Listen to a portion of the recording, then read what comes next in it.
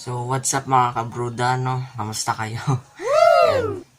So, kung mapapansin nyo, medyo bago ang ating looks. Yeah. So, yun nga, ang gagawin natin ngayon ay may sasabihin lang ako sa inyo. No? Kaya ako hindi nagpo-post ng mga ilang weeks. So, mga YouTube shorts na lang ako nagpo-post. Kasi marami akong ginagawa. No? And wala din akong maisip po nung i-video ko. So, may sasabihin ako sa inyong importante. Magkakaroon kami ng periodical test next Monday. So, sa Monday. No?